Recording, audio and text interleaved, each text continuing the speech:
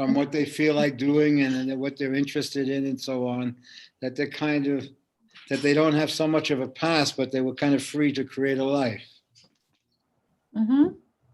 So you see that sometimes they'll get into situations which will, that are confusing, but the confusion is a creative thing. It's like how to do, it's as if someone gave you a movie role to do and you're figuring out how do I play this part. So there's confusion because it has to come from a kind of truer place than you. So the confusion is actually a tool because it's not around doing, it's kind of around seeing something. Mm-hmm. And that it's kind of one energy being shared in different bodies. And that's what happens when there is a feeling shared. And when the situation is that before it becomes literal, it has a feeling that runs through it. If the feeling is lost, the structure starts to fall apart. Mm-hmm. Yeah. You see, and so you see then that so then, but that would also be looked at if you looked at the life without the feeling, you had a pretty weird life. Mm-hmm. You understand? But it wasn't a weird life because there was a kind of thread or a feeling that ran through it. And it's almost as if it was a conversation with the mystery or with God or with the energy or something. And then it took a shape somehow around that, where people shared a feeling. And in that, you see that the work was not actually work, but was more theater or creativity. So you're pretty weird now. Do you want that?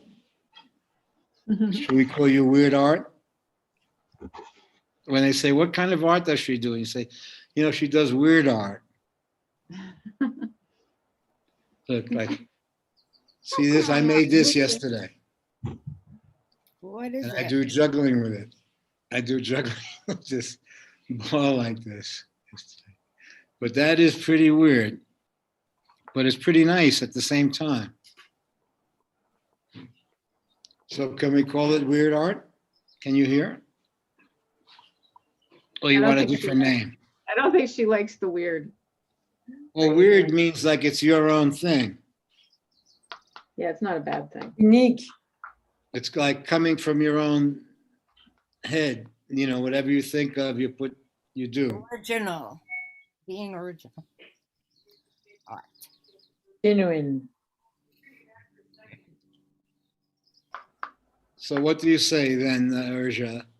The guy offered, he said, okay, you get the vaccine or you eat 2 cheeseburgers and the Coca-Cola.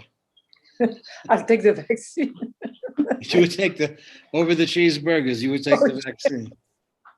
Okay, so if it comes down to that, where it's weirder and weirder,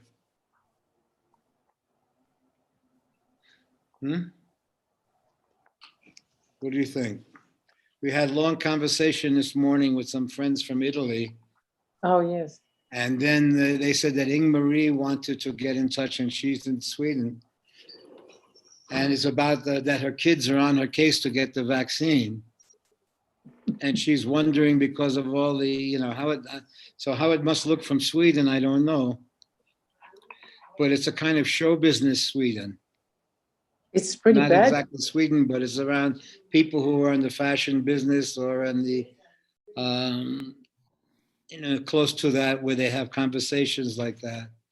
And, and I said, well, Jai was able to use her daughter to get the vaccine, where she probably wouldn't got it herself. She says, I don't know, maybe tomorrow, so she was doing what all of us do, create some kind of way of putting it off or not doing it right away. So probably can't join either side. When they get violent or crazy about it, it's not okay. So we're keeping the human together.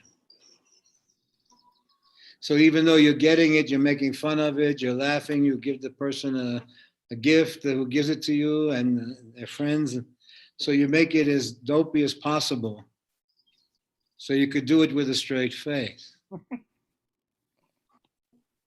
Oh, God. But when the guy said that about the cheeseburgers, 2 cheeseburgers and a Coca-Cola, I said, holy, I don't know that I can eat that and survive now immediately. I don't think I would. Yeah, I think at least with the vaccine, I would last 4 months or so. So when I told you that when I got the vaccine with Mary in the kind of way that you would want to have it, and then her sister and Brenda, who don't get vaccines generally, and where there's a hey baby in it, still when I got home, my immune system called me a traitor and a rat and everything. And they said, why? Because you got it. They said, no, because I didn't consult you. And you have to understand what your body will have to go through to. And I said, well, what will it go through with the hamburger? And I said, you know, it's pretty tough now. And then what would you go through with the vaccine? And they said, well, so they introduced me to a kind of agreement with the body, but that it came out of a kind of creative neglect where the ego sense doesn't understand how much of its existence is this management that's going on between all these organs and breathing in and how many. And I saw a few shows that show how the heart was related to the brain. And remember years ago, I researched something called the broken heart syndrome. And I think it was Yokomoto syndrome or something, but you could see it, I think, on YouTube. Takasubo syndrome, where they take x-rays of the heart and you can see a broken heart where it's not an illness, you know, and that it may come from a memory, it may come from a situation or whatever, but there's a broken heart syndrome, but it's actually happening in the body. So you see how much the body has participated in the life.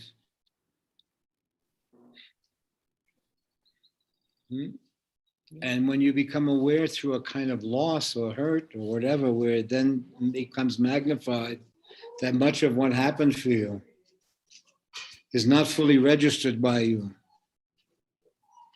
But if you ever have a retrospect of seeing the journey,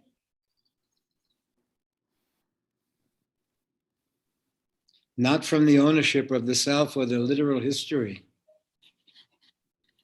So we were discussing this morning, then what would the philosophy be called? And I would say a fool for love would probably be, and they say, well, how did you remember Doctor? And I said, I remember Doctor as a fool for love, and that it was hanging out, that people were hanging out in an affectionate feeling that shared some elements.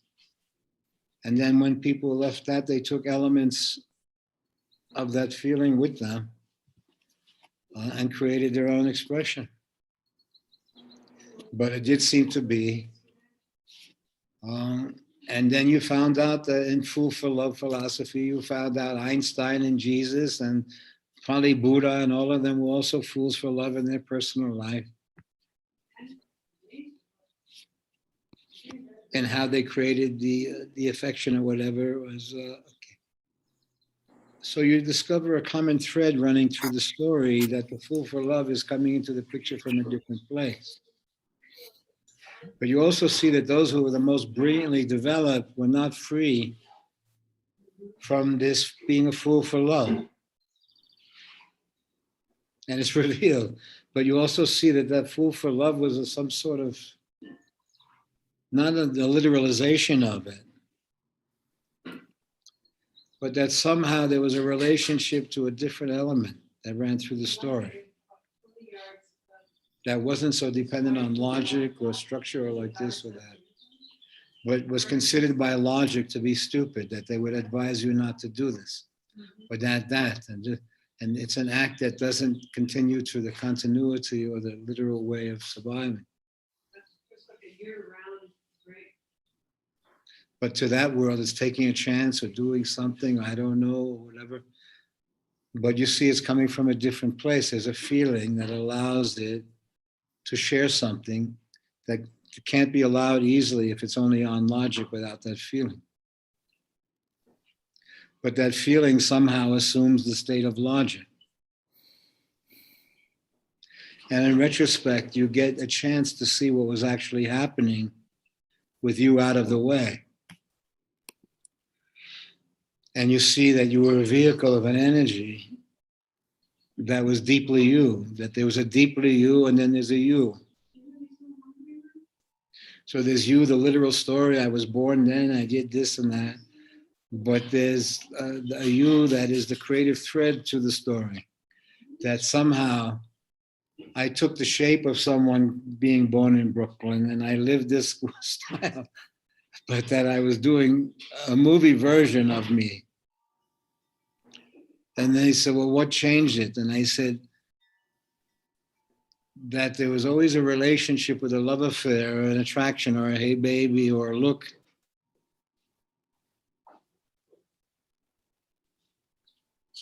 That then created possibilities or this or that.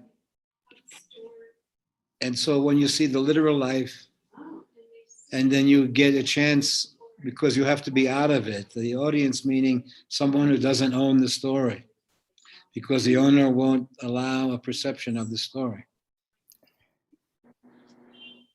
Just like an owner won't allow A big dog. Oh, I mean that. just like in these times of slavery and all of that stuff, the owner wouldn't allow a real perception of the story, say, hey, this ain't right, what's going on? You know, that somehow there has to be some humanity being shared, some conversation being, okay. So you see, it's discovered in retrospect. But those who could see something or innocent enough felt not right when something was a prisoner.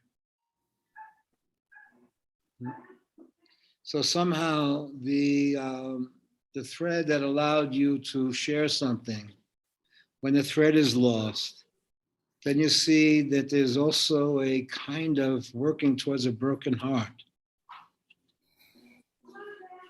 Or what would normally be a broken heart is to lose something or whatever. But the broken heart, to some degree for us, is to be sent to a place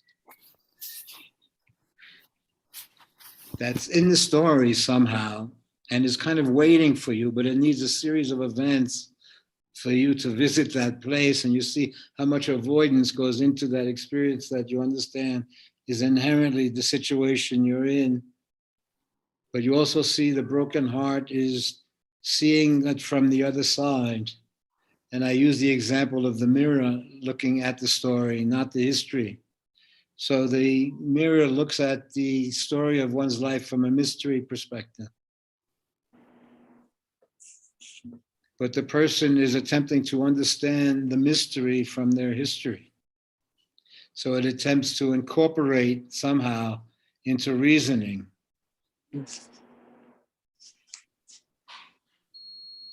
Where it's hidden behind your silliest, your dopiest, that you were a schmuck for love, a fool for love. And that the attraction opened up a whole story or a doorway to a story that then became your reality. And that you see that it was a fool for love element of it. And then you see also the elements that come out of fool for love. It doesn't mean stupid for love. It doesn't even mean foolish for love. It means that you understood that I was reading that even while Einstein was inventing things, he was always looking for a girlfriend. You understand? And his family was always trying to get him out of getting involved with a girlfriend and get him a job or whatever. And you see how he succeeded almost in avoiding being organized. And you see a fool for love as somewhat one who will take a chance on something with the feeling in there that interrupts the continuity. So there's a whole experimental dimension where it doesn't mean foolish for love. It means that reasoning is not the dominant energy. It's an aspect of your art portfolio. You have many ways of coming into the story. It's just that it's requiring you to come into the story from kind of as pure a place as possible. Because the more you see of the life, purity isn't some vow you take, but it's an internal vow that then the body. So let's say I become aware of the immune system when I come home after the vaccination. It says, I didn't consult it. I just took it for granted that I know about it. And I say, you know how heavy it may be for me to go through. So let's say your body goes on strike, and the strike is recognition.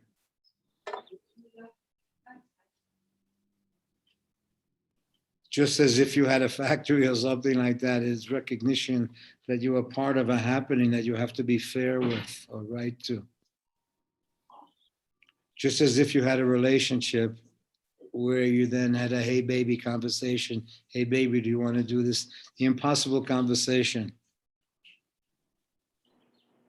That somehow the friendship exceeds the form and shifts to memory or whatever. So can one somehow, not because they're trying to manage happiness or live longer, or because those motives are the motives of the literal self, the creative self, the reflective self, the other selves that are also part of the system, at times need to be, just like one reflects with the body, what it's going to go through in the process or whatever, and it has an agreement in what it does, dopey or not.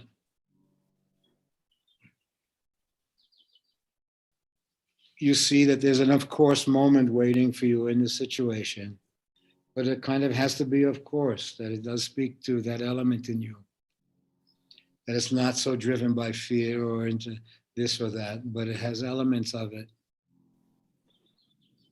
So to one aspect, I said, how would one reflect to it? I said, as if you were caring for someone else who was fragile and was dependent on your sense of something. If you have that sense of something like that, where you don't have attitude, but you kind of are just caring for something, then that would be the element that's difficult to have for yourself, but that you can have for the other. Because for the other, you've been given a premise of being true to them. So in that kind of caring for them, you would locate a kind of caring that would be very hard to have for yourself, but that in fact you are caring for some element in yourself that also has a kind of, in the world, a naive element to it.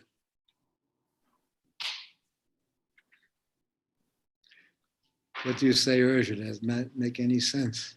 Yes, it does. So then in hearing from Dr. Sun after all those years, and it was such a nice messages,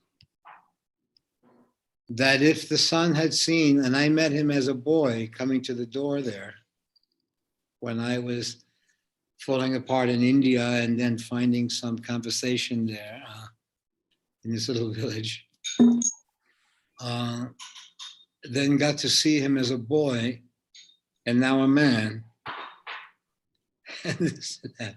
And the story that must have unfolded, and the story that unfolded around his dad outside of the family structure, and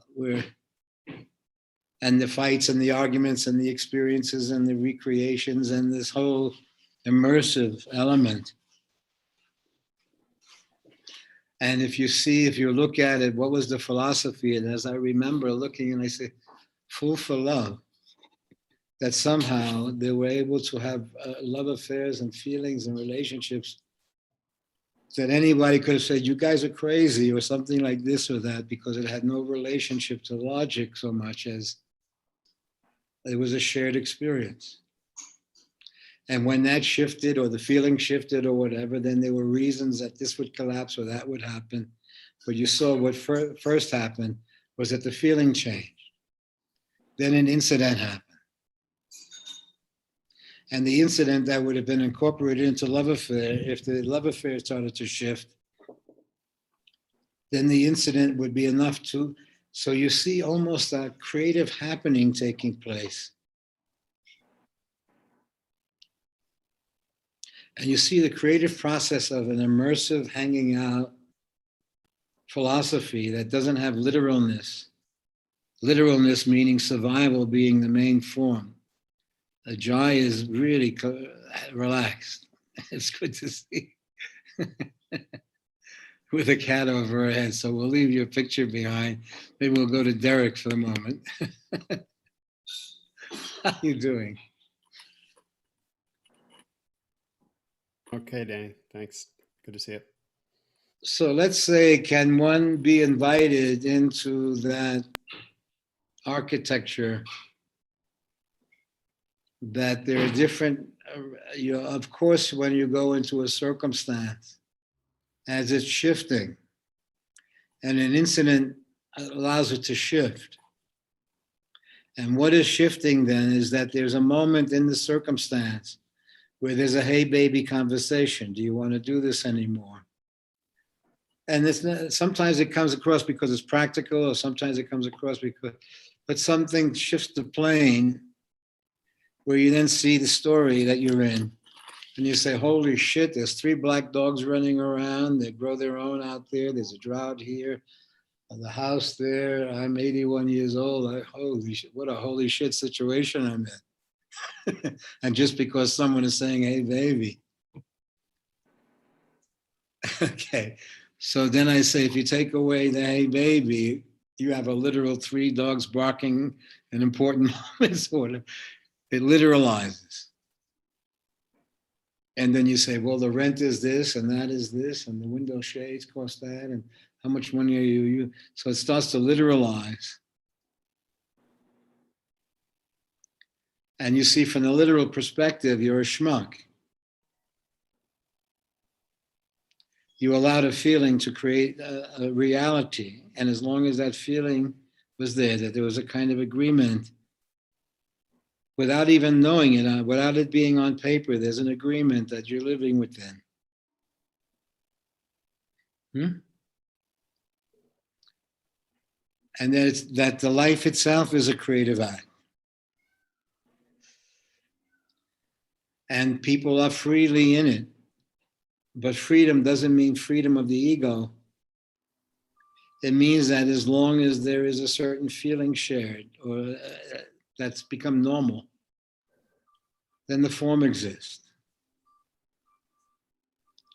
So then think you get a glimpse of that you're human, who then take on an agreement to be this, to be Jewish, to be Catholic, to be that you then, but first you're human. So if any of these things force you to be inhuman, there's a kind of break with it. Because somehow in you, there's an intuitive human.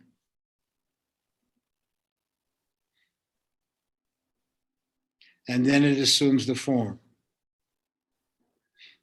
Does that make sense? That somehow you become aware, almost as if you were an actor in a play, but the play then becomes the life. The movie, somehow you see, you'll only really get a full seeing of it in retrospect, when one doesn't own it any longer, and you see that it was an unfoldment, that all the accidents and all the mistakes and all the fallings in love and all the breakings up were in fact this creative theater that you've been in. But in order to have access to that perception, the ownership of the story is surrendered to some degree. Then you see it wasn't about you. The you was an aspect of what happened. You see the interactions, the memories, the losses, the feelings, everything that went into an existence. And you even get to visit, once the parents are released from being parents, but people in their own right, you saw their story and the thread that ran through your story. And so something in your eye moved in dharmic time, not karmic time. You see that the self was based on karmic time, linear time. But that the being was based on a dharmic time, that when you see it from a creative perspective of non-ownership, You get a glimpse into a life of what everyone may have seen, but you discover. Discovery itself changes the picture. So in my meeting everyone, I feel it all came out of the energy. And that everyone made their own Meshuggah life out of the energy. And that logic is not the prevailing element in it. But there's a feeling that then uses logic towards something. But it was a kind of friendliness or a human feeling. And so in the loss of that, there's not a logical broken heart, but there's a loss in that, there's a memory broken heart. And I say, what is the broken heart? Is it where it sees the story from a different camera angle of non-ownership. It shows that the person did everything possible to get that broken heart. It was brilliantly pursuing that broken heart, even though it looked like, poor me, I didn't know, I couldn't do. Yeah, right. When you look at it, you see it was almost like Einstein doing this thing, that no matter what, if you locked it up in the bathroom, it would escape from the window and go and do that, just as if you had to shoot up some heroin or something like that, or get some coke out there. That somehow you had the experience gave you a perspective on the place from a different place.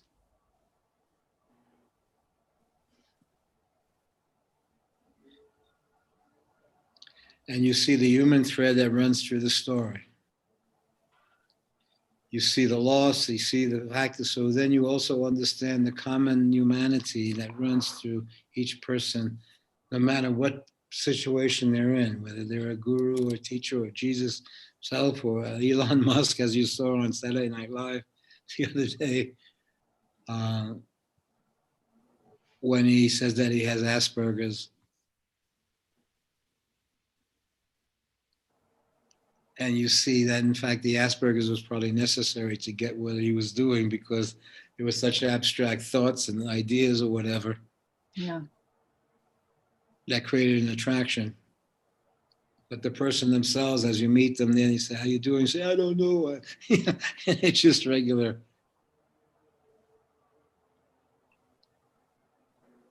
And he's got a girlfriend, and the girlfriend then is hipping him to another world. And then, okay, and then. So you see the humor of the story running through it.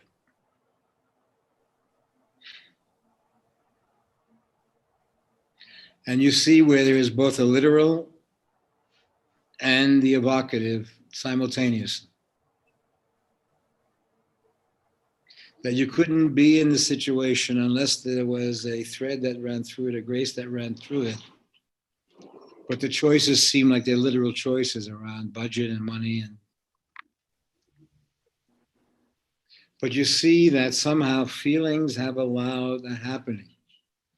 And the feelings also reach their kind of correct level.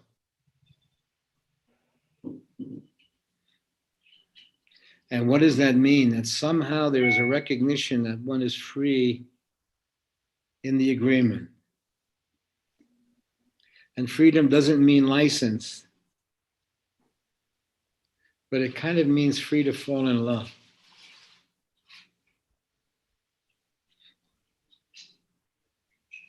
To be in love, to fall in love, but that somehow an atmosphere is there that allows something that is usually denied in a circumstance. And so somehow that is the agreement that we make in our relationships.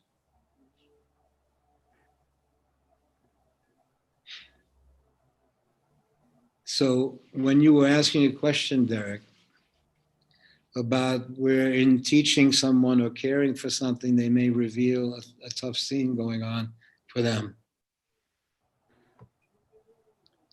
I would say it's always nice to be invited, because what you were asked to do was to be a teacher of music and Yeah. Yeah. And now it's now whether the invitation means, "Hey, baby, please do help me, help." There's an invitation in help that says, "Help," and so then you say, "Yes, Kaya, what?" Okay. So you see that somehow you stopped what you were doing to listen to something, but or it says, "Excuse me, can you help me? I'm in a weird situation." And I think if you just came in as a normal person with a conversation, it would be very helpful. Okay. That would be a nice invitation. Yeah. No, Or, no real invitation. No real invitation that as such has been. okay, so then your nose gets an invitation, but the limits of your invitation so far is to do a specific thing for a price. It has a personal element for it, but you're teaching music or you're teaching sound or so you see there's a spin-off of what's come out of the experiences that we had with John, whatever, where everyone has their own expression. And they're bringing something of that expression to whatever they're doing, where they're taking care of hurt children, where you see that they're hurt, but they have also created their own community. And you see when, what's her name came on the other day, Teddy. Teddy, she must have taken care of quite a few hundred dying people. She took care of my father, and she was really tight with him in a place that I could never meet him. And then she also, my mother, and she fell in love, and the love affair she's had, Dance Manhattan for 20, 30 years there, and they were always going through this or that. And I met her, and she had a radio station where everyone was blind. And I had a radio show for a while there.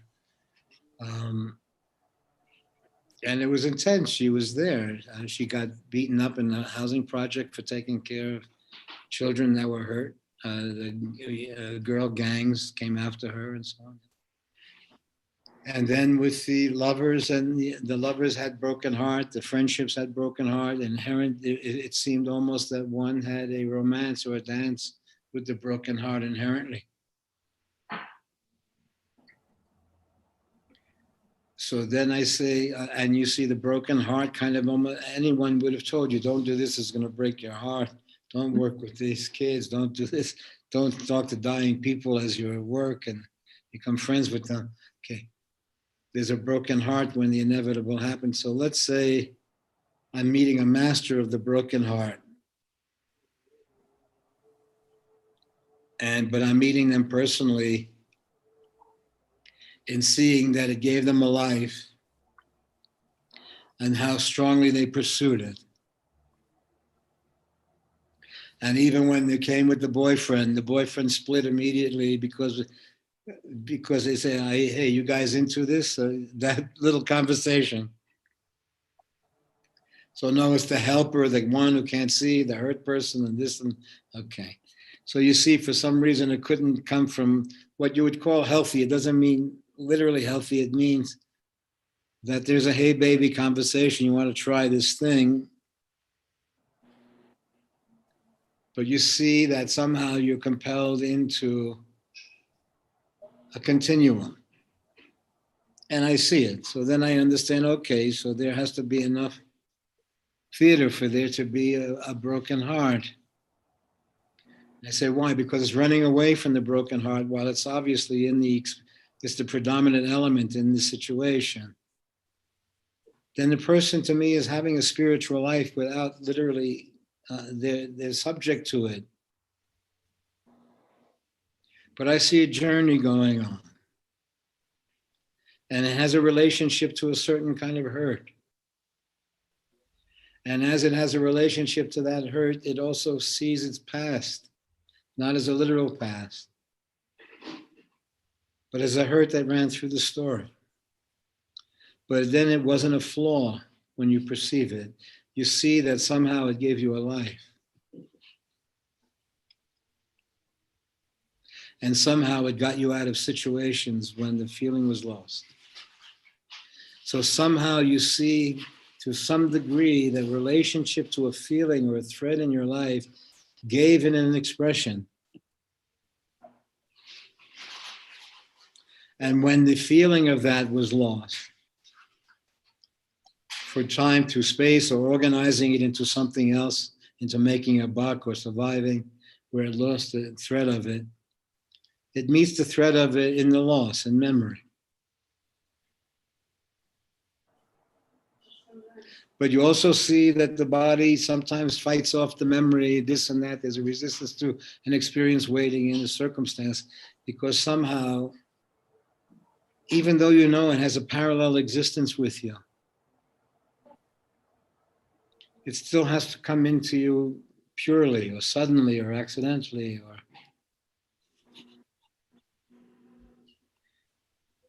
so in that there is an appreciation of the journey. And you see that once you become aware of the life as a journey, there is something in you that's caring for it without it being spelled out. But there is something in you that you discover can't sell out easily with a straight face, and it's not spelled out what selling out is.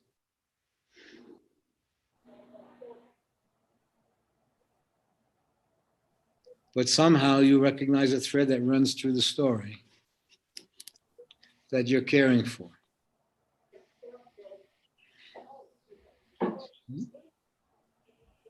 And somehow the caring for that feeling has allowed you a way to navigate through the system.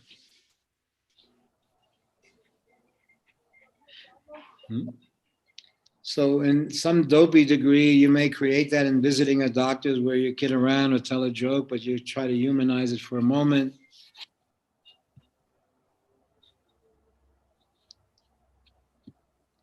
And so in that, you're kind of allowing yourself whatever wishful thinking, as was pointed out, or magical thinking, or whatever. But the fact for you is not that it's magical thinking or wishful thinking. Your life has been wishful thinking. If you're going to try to make your life look logical, you're in a weird space. So when you look at it, you see how much accident had to do with it, mistakes had to do with it, reactions had to do with it, arguments had to do with it. Okay, so you see even arguments weren't arguments, but kind of mathematical shifting of the geometry of something, or the structure, the architecture of something. And you say, why? I say, because in some sense, it resists being a possessive.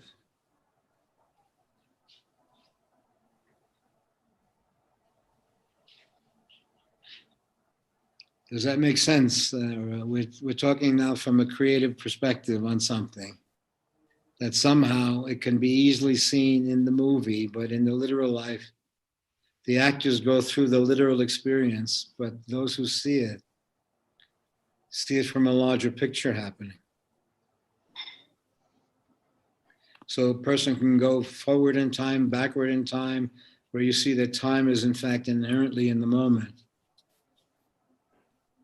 The experiences of it are in the past or the future or this. It's a literalization of time, but that is not the only aspect of time.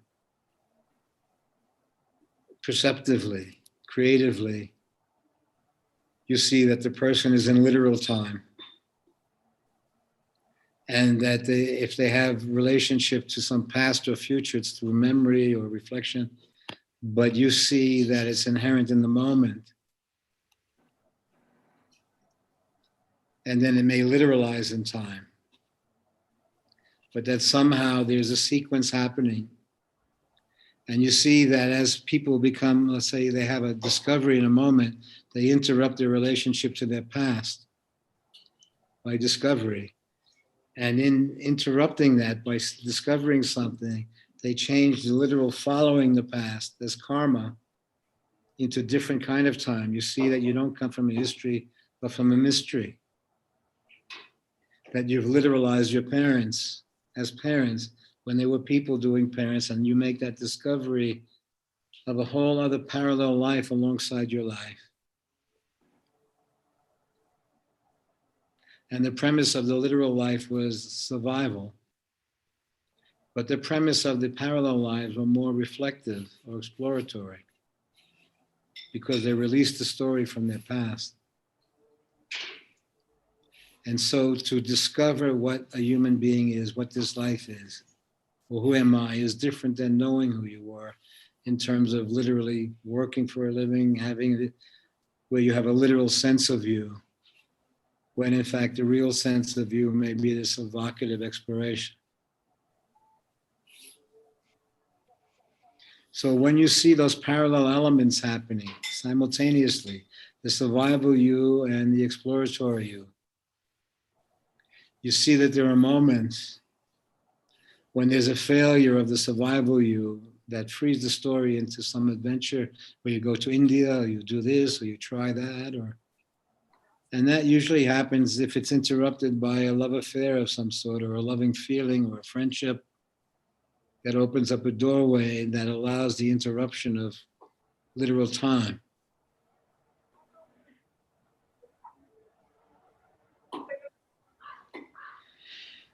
Where even working is a kind of creative act towards a happening.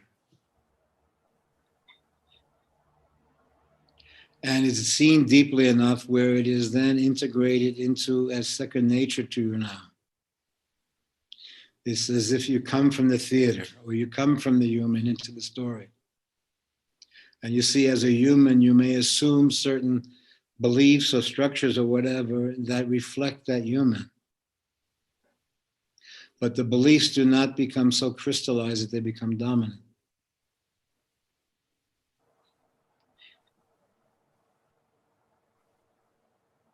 You understand that somehow you are caring for something that is allowing you freedom in the story. And somehow it has given you a space in weird stories.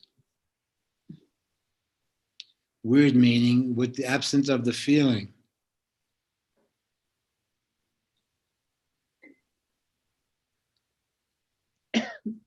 The literalization of the space requires the absence of the feeling. It becomes a form of slavery where survival is such your fear that you then have to sublimate your humanity.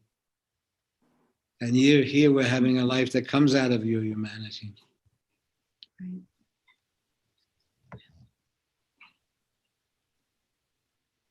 So I say that the challenges that are happening deeply, even though they come in the form of survival, are for many of us coming in the form of not that the survival sense is a dominant sense, but that there is a human element that somehow survives the form.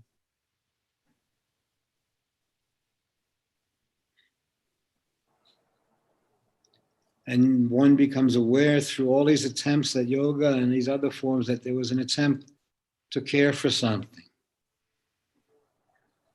to locate something, and then to give a rationale around the doing was because, so I see when rationale is in the employ, where logic is in the employ of the magic, of the feeling.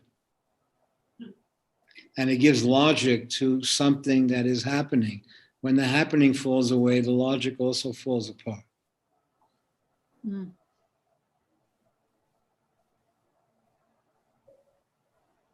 So it then seems as if there was a you before you that enters into the literal life and is born into the story, and it has the history of the story running through it. But then it runs into a moment of what it's called confusion, where it makes contact with something in itself that differs with the logic of the circumstance.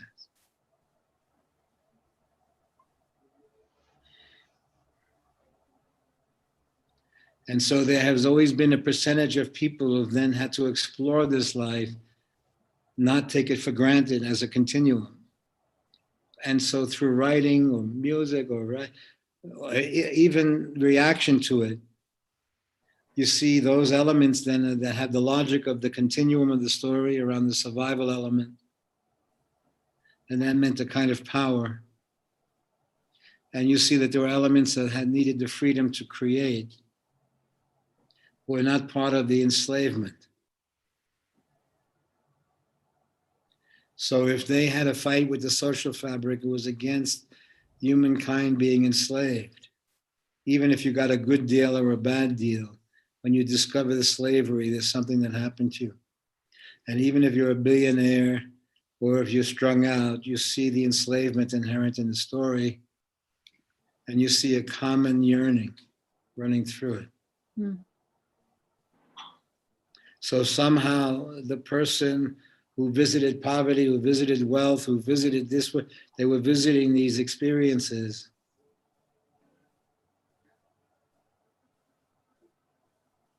But they were in it, but not of it. Mm. The rewards were not the rewards of the logical world, that you agree to enslavement towards a secure future, Mm. but that somehow there had to be some alive in the present. But you understand that the enslavement was towards the continuity. And the fear is once that is but in the continuity, there are those then who are, as Bernie Sanders says, a guy has $195 billion and he's got Asperger's and he doesn't have a job and they say, okay, but that would be purely the one guy. But then you say, okay, but in that means that there's 200,000 people who may be strung out or broke or screwed up or. So what does that mean? I say, we don't have the abstraction of not knowing what our experience is having the effect on the world. So somehow we have a relationship to the whole. So then what Sanders says is relatively true. How do you have 5 guys or 8 guys or 20 guys having half the monies of the world? What? Okay. And they say also, how are you going to vaccinate 8 billion people? So you understand that you step into systems. Your relationship is not so much in the systems, but you may find someone who seems trustworthy to some degree, that they're still in touch with some feeling in themselves or whatever.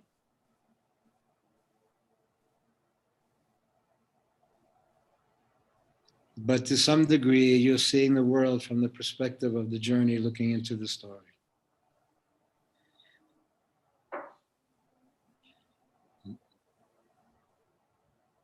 And then you see the remarkableness of the circumstance around you.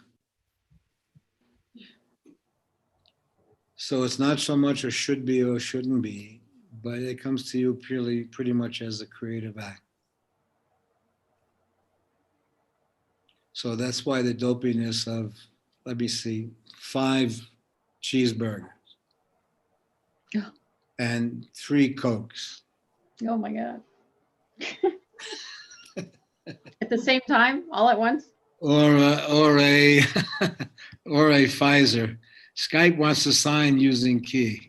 Deny again. Oh, jeez. Every time the picture's on Derek, it says that sign comes up. Here it is now again. Deny again. Okay, go back to Derek. Okay. Danny, did you see the movie Super Size Me? No. Oh, that's what the guy did. He just ate, for I don't know how long, but all he could do was eat McDonald's.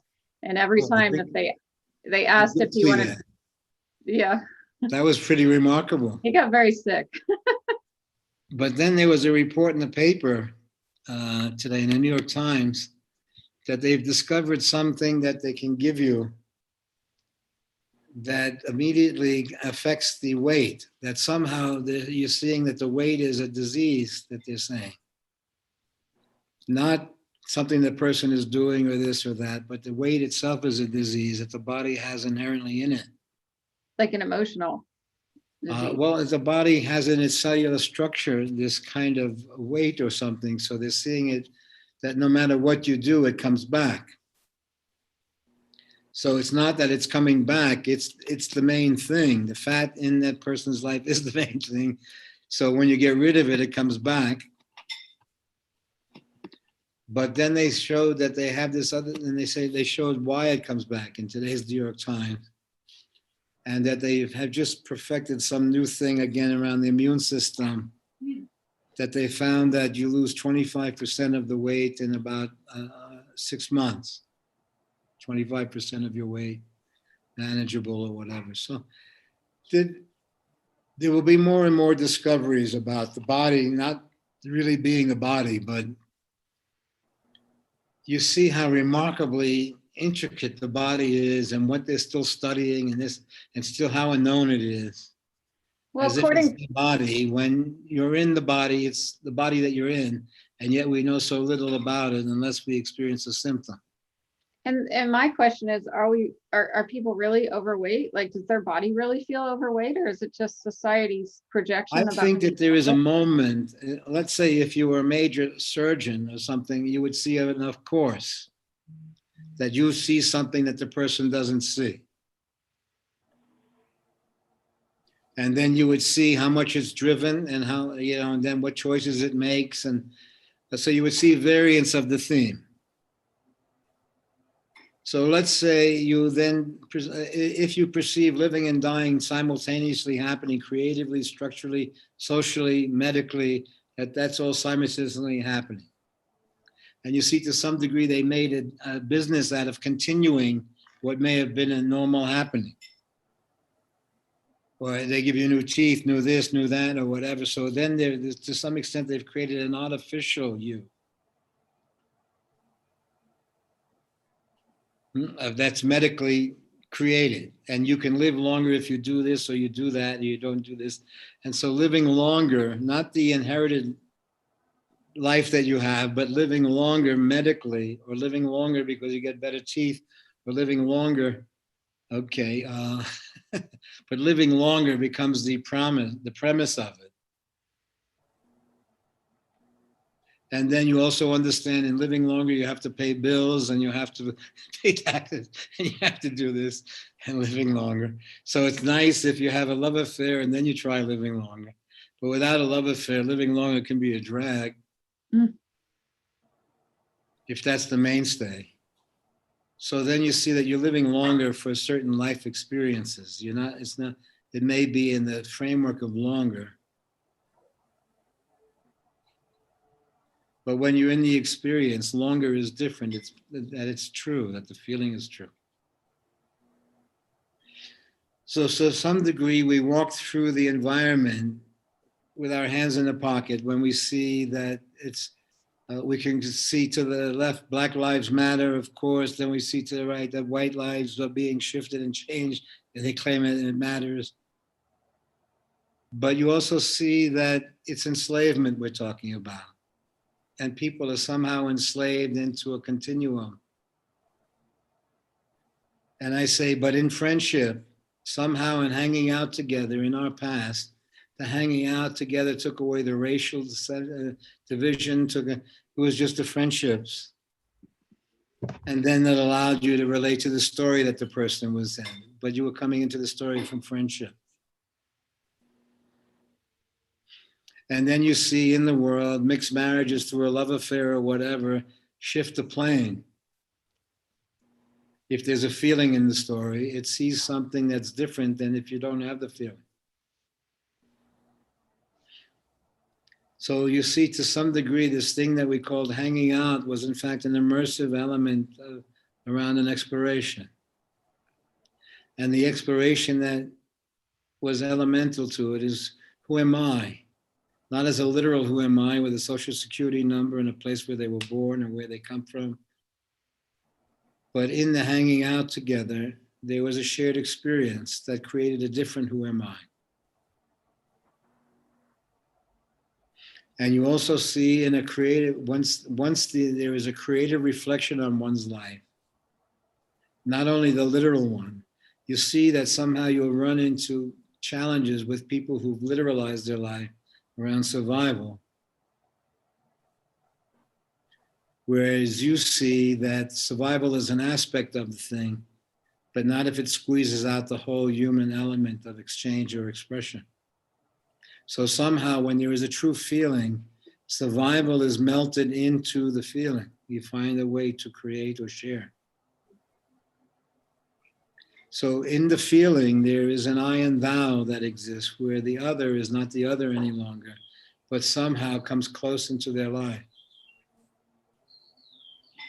When that happens, the viewpoint of what is coming from a different place, not only the singular survival sense, but the caring for something that is awakened in the person. And the caring is second nature to you now, not a literal book of what to do, but is somehow second nature to you now, that the other is not separated in some way, that there is a thou happening.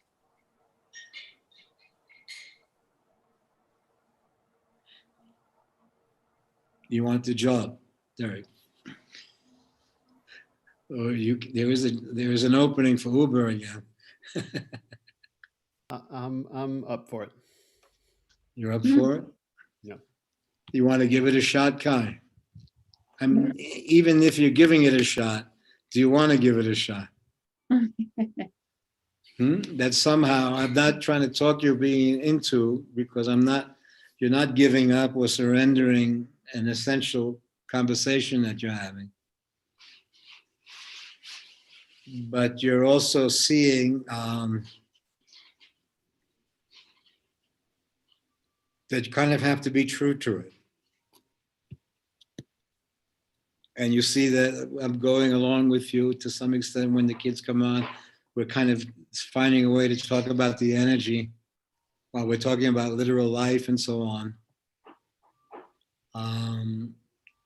So there's a literal survival, and yet there is a creative happening.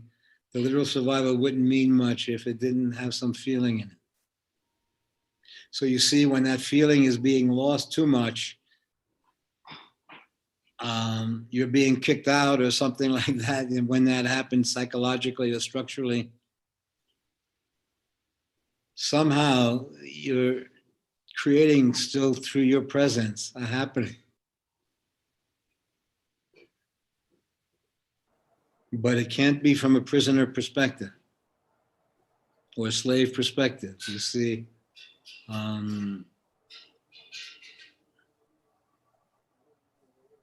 if the feeling is somehow deeply violated, it kicks you out anyway.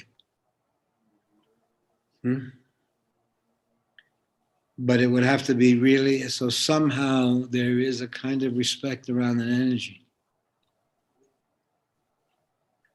Even though it's what people would plan to do or want to do or whatever, somehow they're still being human. Lots of luck. It's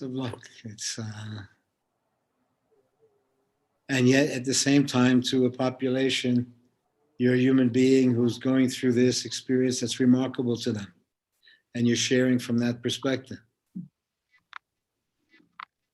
And so I see that everyone then will come to that challenge, whatever expression they have. Even a Buddha will go home to a challenge, even you understand, no matter what position they're in, where they see the whole story, they still come home to some kind of form of hey baby.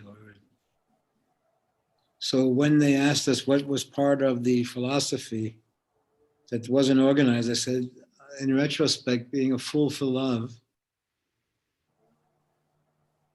or what it meant, trusting a feeling or something. And you saw throughout history that was also the fool for love, no matter what the situation of the person. But it didn't mean stupid for love. May have been in the logic stupid because it didn't have the literal planning of continuity. But then you saw the literal planning of continuity meant that you had to always look the other way in the service of the continuity. But if in fact you were a creative being or a scientific being, you could not ignore the discovery or the exploration of the parallel lives that were being lived. In other words, your relationship was with a kind of thread that ran through the story. And as it literalized around survival, you kind of understood that there was a feeling that allowed people to navigate the systems of sharing. And if they got through a certain point, they may have broken up and turned each other into memory of each other. And you see that much of the memory was, in fact, what happened. That the memory, in fact, is a parallel experience, not a past experience, that somehow you have this journey inside of you. And somehow you meet an energy in yourself from that you've tried to reach in the world. You meet an energy in yourself that has been having a conversation with the world around it. And when there is an attraction, it opens up possibilities. And when that attraction is lost, it literalizes the story. And you see the literal story starts to fall apart because even though it thinks it's logical, it came from a feeling. One is visiting one has a peep of their own existence, not as a possessive. And so then you see that survival or length of time or non-length of time is more based on certain feelings that somehow it's inherently in the body.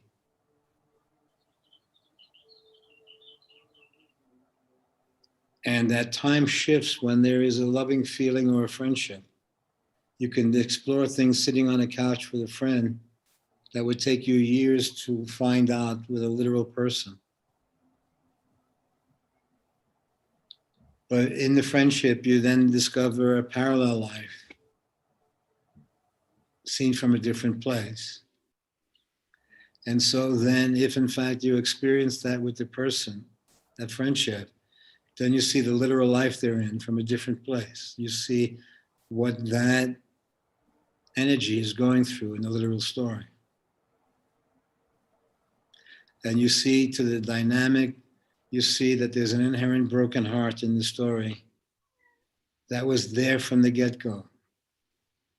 And it's part of the full experience. It is not my broken heart, but it is something in memory that allows me to see the story from a different place. And when you see what really happened, not only from the logic of the story, but from the helplessness of the audience looking at the story, just like a movie may make you cry. Seeing your life from that perspective will bring on tears, will bring on a laugh, will bring on, because you can't do anything about it. You then are exposed to a life that has been lived. And as you recognize elements of that, you then have created a different environment that you're in. And which is more somehow, there's a common feeling that allows a friendly conversation around the energy.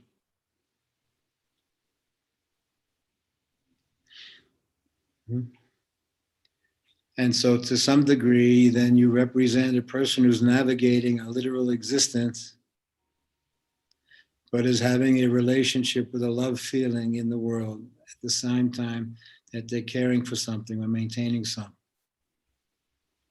So then you seem to be then this person who's playing 5 instruments at once, where you're maintaining the safety of the status quo, maintaining a relationship to the memory and the absence in time and space. You want the job.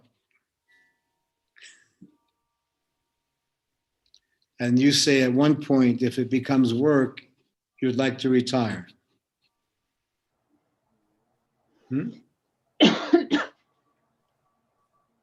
What would you like in your own, reading your own story from the perspective of releasing all the elements from it?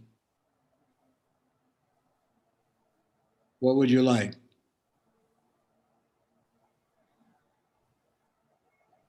Our conversation is a creation of yours here on Wednesday.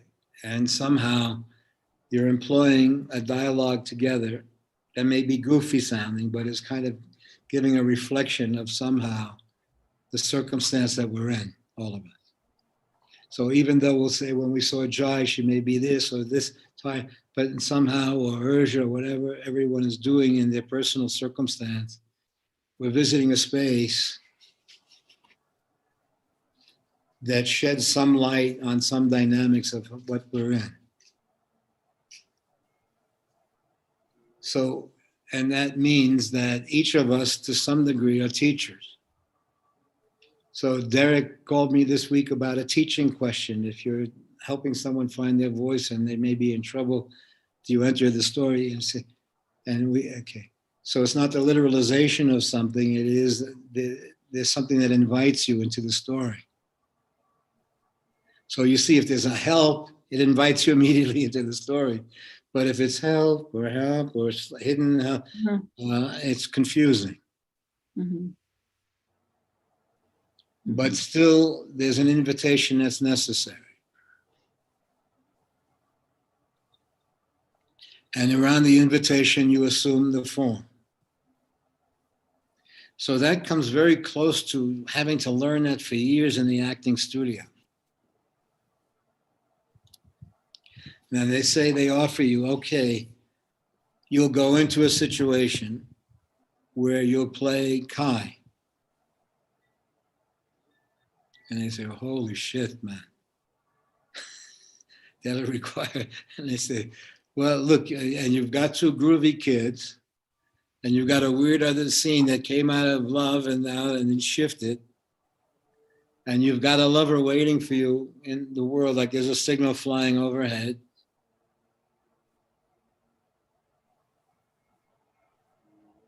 And somehow everyone is attracted to your freedom, even though it may be a hassle for them at times or whatever, because they have to consider something. You think you can pull it off if it was offered to you as a show? So remember, we tried to trick Jai into playing Jai. You say, okay, do you want to try this? You're an advisor to all these healers and this and that and popular people out there. And meanwhile, your eye hurts and your ass hurts and there's nothing on Netflix for you to watch or whatever. And you're so the thing that you're caring for in others, you then experience when you come home. And you see that there really is a conversation with dying that's happening. And the conversation doesn't literally be that you're on the couch together talking to each other. It may be. Or it may be that I come home and I have to kiss my immune system and say, I'm sorry for not consulting you. It's just like a marriage. It should probably have an agreement, not just me making the decision. So then I say, okay, what a dumb conversation. I say, it is a dumb conversation, but it is a realization that you understand when you're making a decision, you're figuring what your body's going to go through and what the elements are going to, if it's going to upset this or that, or what the effect is. So you are considering the body. But then you see the body as a voice is to kind of open up a kind of loving feeling of a friendship with the body that you would have with a person in some way, where it kind of hung out for you and it was there for you. And it's there, and you only become aware of it when you're kind of losing elements of it or something. So you see that there has been a parallel lives being lived while you've been living the relative literal life. And that somehow you were so going to do what you were going to do, even though you didn't want to do it. You were going to do so much what you want to do that your body then had to go along with it. And so somehow you felt that your integrity of a circumstance, even though you didn't want to do it, you had a better scene outside of the circumstance. You didn't. So this has been the role of your life.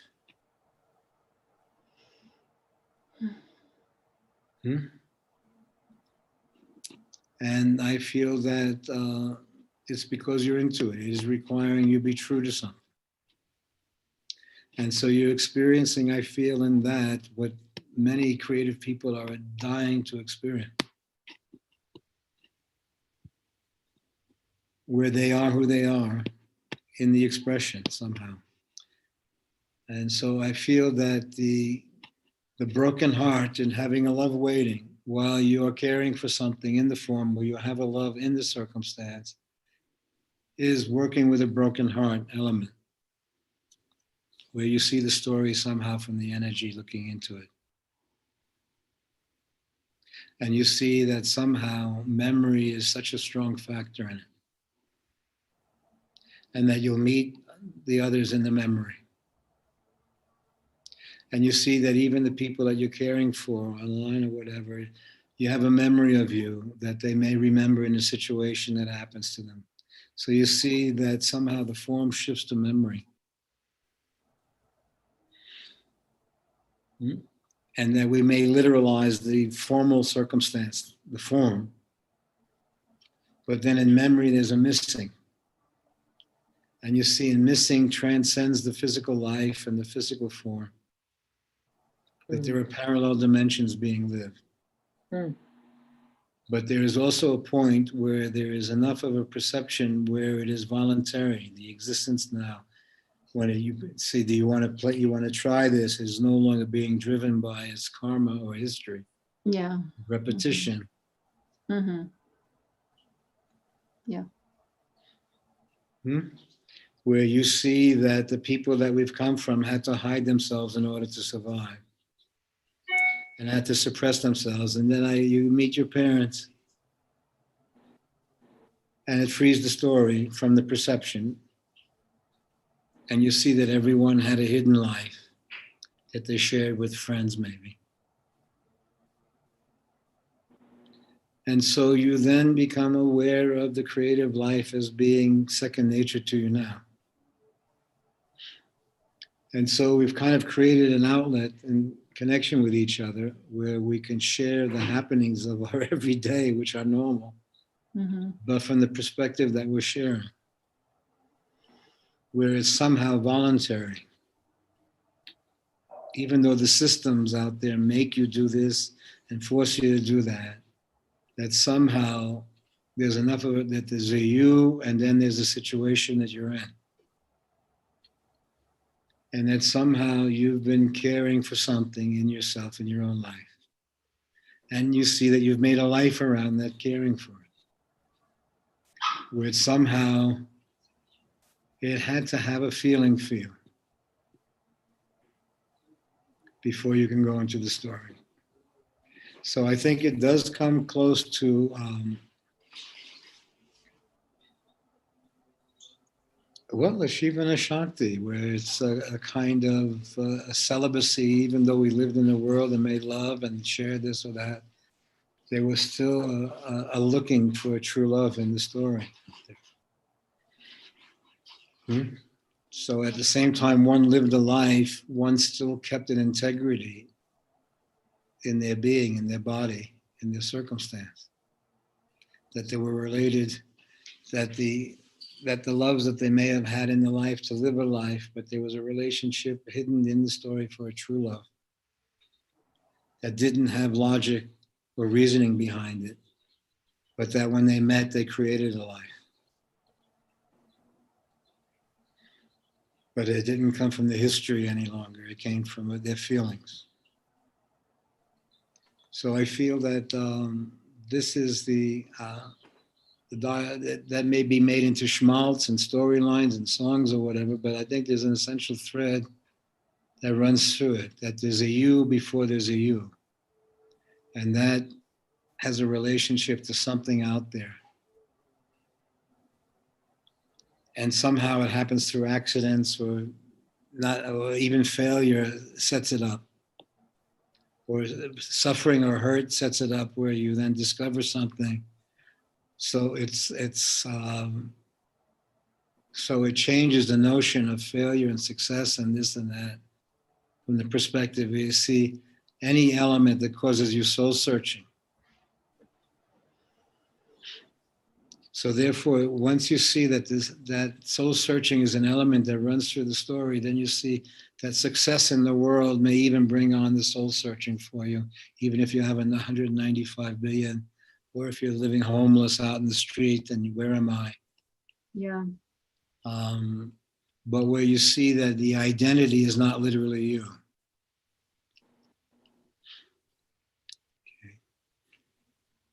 Anyone else on that I haven't seen here? Carrie. Carrie's here. Oh, Carrie, how are you doing? Hi, Danny. I'm doing okay. Are you still seeing John D. Robertus? You know, we had a little explosion, so I haven't talked to him for a little bit. Yeah, so I guess that is that explosion in the circumstance? Oh, it's just around kind of wanting to keep the work out of feeling of care and affection, and I kind of started feeling a pressure from him that I haven't seen in a long time, that I'm not so down with. Well, let's say on the other side of it is maybe being scared shit of losing you. Understand? Yeah. And what would that mean? Yeah. Needing someone to do, because at the same time that you've cared, you've also will do something that he may not be able to do, which would probably be paperwork or computer work or something like that. Okay. Yeah. So somehow you see that if it literalizes, the person is keeping an identity going in the literal world with Social Security, with this, with that. Okay. Right. So somehow you are, so in that it literalizes because it still has to be a voluntary act creatively. And that's also the circumstance that you find yourself in around the structures that you're in, where there's a continuum that comes out of it. But it also, your continuum in relationship to it is also coming from a heartfelt, not from a job. Yeah. So you see, when it becomes a job, it loses the heartfelt. Yeah. And so then you understand that somehow you are juggling that. Yeah. Yeah, I do. And that has given you a kind of expression in life, but it also has gotten you into really challenging emotional situations with family, with structure, with where the feeling is there that creates something, but then it shifts as it literalizes. Yeah. And you see that was Yeah. much of the challenge, as I would have a retreat in a circumstance there, where it literalized, where the expression with the orchestra is everyone is then free to express themselves. But if they leave the orchestra, you also, then you see we've been through that creatively with John, where you had to say, oh, bro, everyone has taken up a piece of the experience and making a life for themselves. But it's part of the nature of the creative act and to see it disengage or find its way or shift its form or whatever. But you also see the literal situation that you're in is that geezers don't know how to use the computer. You understand? And everything is being run by the computer now. So, Gabish, that's, I think, do you understand in Italian? Yeah. Yeah. So let's say you've made a lifestyle of affectionate relationships, but you can't do poor thing anymore, okay? You want to give that one up? Yeah, I want Because to it's do pretty that one. creative what you do. What you're doing is pretty creative. Yeah. And you understand Yeah. that somehow it's all working around what it's missing, but it's not exactly missing. You see how bent the person was on having the experience. Even though anyone could have told him, look, there's a broken heart waiting for you in this situation, the guy doesn't have a job, or whatever the storyline they would say, it wasn't logical. You see that you were going to have that experience no matter what. So then there, and in that experience, you see that there is an inherent broken heart in the story on different levels. On the dying level in the broken heart, if in fact it was true, the feeling was true until that moment of loss, then the shared experience still carries on beyond the form. Yeah. And you'll also notice, while it's true in the story, much of the story is an absence, where you remember a loving feeling with the person, then you may come home to it, but somehow much of it is absence. Yeah. So somehow you're in relationship to the energy. Yes. And somehow the energy is freely, that people are freely volunteering themselves to it. If the energy is interrupted through fear or possessiveness, then it starts to crumble. And I say, why? I say, why? Because you were helping out of affection. And then you made a structure of reality. But then you see the moves, you also literalize it as a job. So then you see, as you literalize it as a job, then you're subject to job logic. Yeah. So it would be like Jesus being subject to the logic of the Social Security. Look, we can't send you Right. payments if you're gonna. And so you see, okay.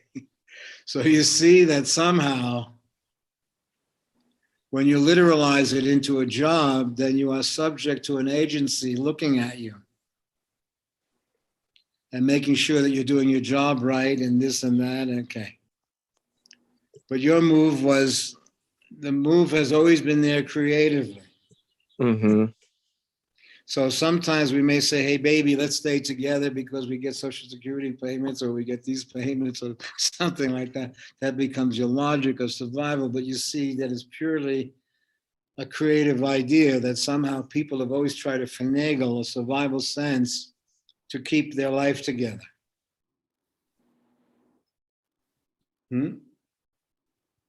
Someone mentioned to Mary recently that they were applying for a job twice in a week so that they can get unemployment insurance, because they knew that there wasn't, but they just needed to touch base to see if there's any work available. And if you said no, that allowed them then to collect from this thing. And I say, this has been going on for 10,000 years. If you were slaves, you were always looking for a day off or a reason you couldn't do it or whatever. So let's say that you've been able to manage almost creatively, but that there are moments when it literalizes. Yeah. And when it literalizes, then you turn out to be then there's an argument. And the argument is because you're a creepy guy. Right? Maybe an And that's aspect. the thing that we were doing was kind of dependent on a kind of an agreement that we had happening between us. I don't want to make a job out of it. Yeah. And I say, why? I say, because when it's a job, it feels different than if I'm doing it out of care. Yeah. Definitely. I don't think I would do it as a job. I think it's a dumb job. No, I wouldn't do it as a So job. care allows me to do a dumb job. Okay, but if it was really a job, are you kidding? I'll catch you later. Yeah. Because I don't know that. I'm only knowing how to do that shit because I'm caring for you. I don't know how to do those files and do this and do that. Right. So let's say you went into in making it into a job, literally, you see to some extent the move in the story. Yeah, it And so allowed you a certain see how they, and so amount you of- see that they catch you in the story on the move. Yeah, it's interesting But trying to it's be not an wrong or artist right. in the You world. just see that the survival move in the story then became the dominant principle. Well, it seemed the explosion was around wanting to keep it creative and not literalizing it into a job too much. And the other one says, screw you. Okay. They just Or- imagine that tomorrow they're going to be broke, or this is going to happen, or that's Right. going to happen. Okay. Or So let's also, say, just, I think around the dynamic between me and John is just kind of trying to in the past, I feel like there's been explosions with no, students let's around look at the letting go. explosions is around a true thing. Right. And it thinks it's around the personal thing and this thing, but you see it's around the true thing that somehow it has to be fully offered and given and shared. It's not around, and if it becomes because you're hurt or you're afraid or something like that, and you make a move, then you see, then anytime that there's a move literally on the story, it creates, there's an argument around it, but the argument is more like a sore or a bleeding or something like that. You see that something is shifted, but but the relationship still exists, but it shifts to memory. Mm. So Yeah. somehow the relationship becomes a possessive. So an argument happens that interrupts the status quo, Right. Right. but shifts it to memory. Yeah. And so the relationships continue, but the Right. literalness doesn't. So the And argument is that not stupid, even though it may sound stupid if you heard Right. it. You see, Right. it's brilliantly way of shifting the situation. it's giving creative space. There may be I'm sorry, baby moment waiting, Yeah. but it was, remember at one point it literalized with the landlord sending a janitor that was Yep. scary, Yeah. and you saw the move of the landlord was to scare the tenants because you were Mhm. trying to force them to leave. You could make more money off of them. Yeah. And but then you say, but our reality is, can you get the guy on the screen and we look at him and they say, hey man, why are you bugging my friend here with Yeah. his dumb shit? So you see, or to speak to Jai's landlord, you say, hey bro, what are you being a creep? Yeah. Just a dopey conversation where you see everyone seeing you. Why don't you just do the right thing? Yeah. Don't be a slave to your boss and your shit like that. Right. And so you see, we attempted to create a dumb, honest conversation. But you understand that most of the things that are carrying on are avoiding that kind of hey baby conversation, even though it's waiting in the wings. And you see that usually the kids will force a hey baby conversation, Mm. because it is a hey baby situation. Our situation is changing, it's in flux or whatever. Yeah. But you also see the impossibility of it, Yeah. but it's I feel like waiting. I've been coming up against that in all relationships in my life right now. It probably was, it does seem like the broken heart is your expression. Hmm. So it seems that you have picked the schmuckiest kind of situations to be in, Yeah. but one that have the most juice in them, that have most over nothing. Right. So even of course, you don't want to be a worker or a slave to a circumstance that was coming from a feeling and a voluntary feeling. And they say, why? Because you will be a schmuck as a worker. You're only good as someone who has that shared feeling. Then you Right. really says, hey, he really knows what he's doing. But when you're a worker, you don't know shit about anything. True. So then I say, if they force you into being a husband when you're a schmuck, you'll be a schmuck as a husband if that's not true for you. Right. The feeling may allow you to do husband, but without the feeling that it's like practicing carpentry or something like that, if you don't have a feeling for it. So somehow the feeling allows you to do husband. Right. But if you have to do husband without the feeling, then you come in the room and you say, what are you guys doing? What's going on here? You start thinking that you have to do that guy. Yeah. But in the feeling, you could do that guy as a joke, but that's not you. Right. But when the feeling is gone, that becomes you. You act like you know what the hell you're talking about. And I see that. in that we have to preserve the situation and this and that. And they say, no, I wasn't working for you. We did this thing with Social Security or whatever. Right. Where I'm caring for you because I am caring for you. It's not a lie. I am caring for you. Yeah. But I'm caring for you not because it's a job, Right. but as much as like your son caring for you or something like that. They'll do it, but it's not really a job. There's a feeling that allows them to do it. Yeah. So let's say when that's been interrupted in some way, when it becomes literal and a demand, then you have to or whatever. You understand the fear of the other of losing you. Mm. And part of the losing you is that you kind of are 30% of what they're doing. Right. You don't know which button to push or which thing to push or which thing to get or what. Okay. Mm-hmm. So then in the literal world, there's a difference between the evocative world that we share.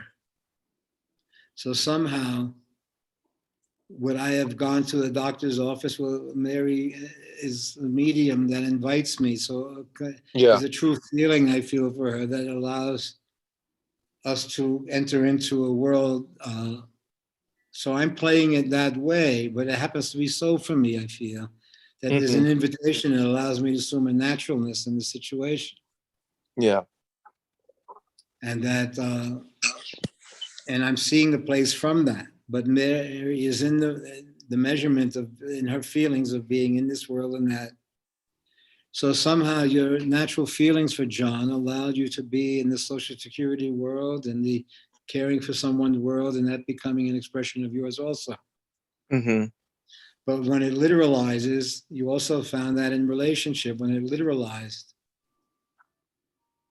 and you were not free then to fall in love, and you were not free then to, but that somehow you owed the continuity, a giving up of this falling in love. Yeah. That was once a topic when I went up to see Stevens up there in Colorado at the time, when that was the topic in the whole family of friends that they had. Were these two people free to fall in love? Mm-hmm. Now we said, okay, who may jump off the roof and who may curse them out? We understand everybody whose reaction, but are they still free to fall? Since they're going to do it anyway. Right. But let's open it up to part of our journey. Yeah. Are these people free to fall in love? And you see a whole conversation goes down of everyone's reaction to that. Right. Because then it sends them to different places. And I say, well, that's in the sadhana, that's true in the journey, but I'm asking just the question between us. Are they free to fall in love since they are seemingly in love? Mm. And you see the effect of each person. This one will have a broken heart. This one will be happy for them. This one will do this for them. Yeah. But they get to examine themselves in that moment. And I feel then, but I also felt that the reactions to that happening may be real for them. But then they get to understand something in themselves and just seeing themselves for a moment. And we see somehow that the philosophy, the circumstance we're in, is subject to kind of a falling in love. Yeah. And that the falling in love shifts the atmosphere of the circumstance. So Right. what would have been a normal circumstance of survival in the falling in love in another circumstance, you see that there's an inherent journey of yours towards a love affair. And it's not a love affair, it's towards that feeling out there. Yeah. Yeah, definitely. And if that feeling is reduced in the literal situation you're in, it's still there in your brain looking out there. Mm-hmm. So somehow you have a relationship to the mystery, and the mystery is only because it's not there with you literally. It's in a feeling. Yeah. And yet you are managing the history. So when you are consciously managing a history and a mystery simultaneously, you then see that something is happening for you where you there's a conversation missing with John. Mm-hmm. That may come with a hey baby invitation in time, where you were given into the fear and you were literalizing the care Mm-hmm. into a job. Mm-hmm. And you also saw that you were having that in relationship where you're then falling in love, but you were not free to explore this love affair because you had a literal situation of continuity Yeah. that had a similar demand. And any time that there's a demand on us for intimacy without the feeling, but intimacy means a shared life or a shared body, in fact. Mm. A shared body, a shared feeling, a shared life. Somehow that has to be true, and true isn't laid out by laws or literalness. It's about some feeling that doesn't belong to you, that you've been caring for, and you discover that the you of you is caring for something inside itself, something deeply elemental inside itself. And it has a relationship to the mystery. Mm. And it's that character in you that chose to come back into the world as you. Yeah. And then you see all the experiences that you've had, all the screw ups, all the shtick, all of that. You see the journey towards that experience. Yeah. And you see that there is a moment in relationship where you kind of are choosing then to go into the story from that space. But it's not choice like normal choice. It is perception or awakening. That somehow you were you before you were you.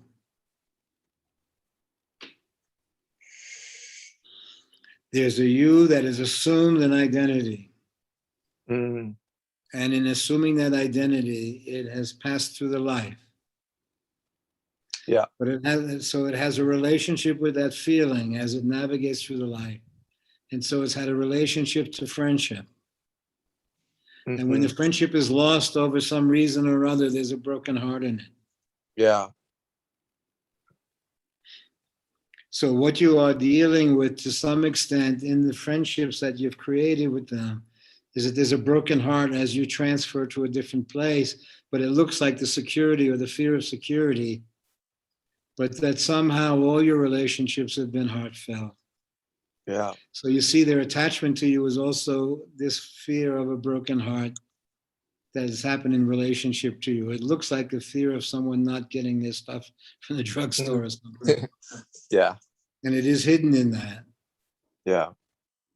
But only someone who kind of loved them in a way could have done that with them. Mm-hmm. And somehow when that shifts into ownership or a kind of inherent slavery, you see there's an event waiting in the circumstance anyway of the broken heart was waiting. Yeah. Yeah.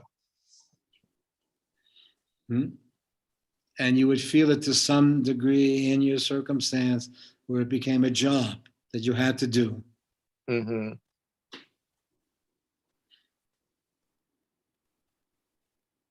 And so I feel that you then are, so then you shift to memory to some degree. Right. Because there is a truth, it was based on a true feeling. You are doing not only food for love, but you're doing good-hearted schmuck too. You want to add that to your expression. Yeah. Yeah. That sounds What would good. that mean? Someone knowingly going into a situation that they're going to get in trouble. Yeah. It seems like it's happening. And you know it's just missing one little honest conversation. Mm. Hey, baby, but it has to have the experience before it could have the conversation. Somehow it has to lose the friendship before it can have a hey baby conversation that has another phase then to it. And that means that the relationship is no longer karmic, but is voluntary. And so then you stop being a student and a teacher or whatever, and you see Right. that your friendship shared, it's taken different forms or shapes. So somehow, can you look at it from that space also and work it, see if you can work with it? Yeah. Yeah. Because you have to understand that my history of all of you is that I've seen the hurts that have come into the story Mm-hmm. and the explosive elements that have happened in it when there's going, but then there's memory, our relationship then shifts into memory. Because it can't meet in the form any longer, but then it shifts to memory of something or whatever. So you see, Right. the relationship doesn't go away; it shifts. Yeah. It's playing, and so you have to accidentally stumble upon it. Yeah. You see, so somehow the life is forcing the self to be honest. So it has an accident waiting for it, where it sees what really happened in time, not only its viewpoint. Mm-hmm. And it sees that at the same time that it's living life, it's also affected hundreds and more, many more, or whatever. And Uh-huh. that's what I was exploring with Dr. Sun, that a few thousand kids have come out of the circumstance now. Yeah. And there's a bunch of hip kids out there that are just starting from the energy to some extent. Mm. Mhm. And we're being in it but not of it, meaning that your relationship is to something, some thread that runs through the story. It's given you a life and then it taketh away. Right. When the feeling falls away and the fear dominates, or So the then move. is it about waiting in that space and not so much jumping Well, the into thinking of survival survival move, the or survival move is very much around the self. yeah. So as the survival mood is around the self, it negates your situation to a job. Yeah. Okay, you understand. And so then it's lost contact with when fear enters into the story as the medium of continuity. The continuity usually squeezes out all the other elements of what the relationship really is. Right. Well, I see So that aspect in when myself. fear dominates the relationship, it squeezed out most of the Right. threads that ran through the relationship. It's only in missing that you locate it again when you threw it away. You threw Right. it away, or you made a move, and your move was so self-oriented that because you're dealing with an I and thou, all of us are somehow using a creative framework of expression that has an Yeah. I and thou element into it, that friendship is a shared life. Right. So when the individual survival is so strong that they forget the shared element, Yeah. then you see the move that runs through the story. Mm-hmm. And what would the move be? That Jesus got a contract, a movie contract, Yeah. and that he really wasn't crucified at all. They just went through all that story. It wasn't, but it was a movie contract deal, and you say, "Oh shit, man." So Well, when the feeling is lost in the story, then the literalness becomes the reality. So uh-huh. you see, when you are somewhat in show business with it, where there's business, when there was show or shared life, but then you see the motive has a business element to it. The motive of business can't, when it becomes too business, that it then makes it into an act. You see the move that's inherently that they're laying out for people in the story. Right. And that's why you'll see that Jai is talking to some people who are supposedly caretakers of the population, but also need some soul searching themselves. Mm-hmm. Because they're forcing you to, as they literalize it, there's a selling out as a constant to turn the human situation into some joke, some stylized situation. But you also see that there is a fundamental, but it's around the fundamental care of being human. Mm-hmm. And you see that somehow the individual comes into the world from a different place. And is that about waiting when these relationships shift and not because I see the survival aspect that's what of myself friendship rear is. its head. Friendship takes away the history. If you have a friend who happens to be this or that, white, black, this or that, you see the friendship. Your friends who then have a relationship to their expression, but there's a feeling you share. Yeah. So the feeling you share humanizes the situation. Then you see the circumstances that that's the story that they're in. But you meet them. Mm. So when you have a relationship with them, essentially, and then you have a relationship to their story, Mm-hmm. if you lose the relationship to them over something, if the story makes a move that loses the friendship, then you see yourself stuck in a story that's not yours. Right. You see the move. So, and the move means that they literalize the story around survival. Mm-hmm. So then you experience that in your life. To what extent that happens in the friendships that you've had around the energy or around the feeling. Mm-hmm. And then if there's a move on it that kind of breaks the connection, then you see the connection come back into your life in a different way in time. You understand that generally, if you meet the person 20 years later, you still meet them in that breakup. The 20 years hasn't happened. There's still that experience is the dynamic. So now what you have is all the years you spent with John, but it's this one argument that you're having now. That is the literalness of the situation. It literalized into the argument. Uh-huh. You'll see that the 20 years will be there in memory. Yeah.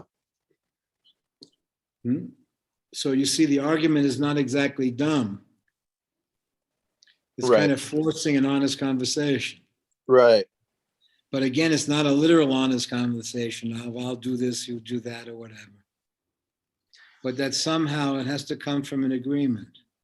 Mm-hmm. Yeah.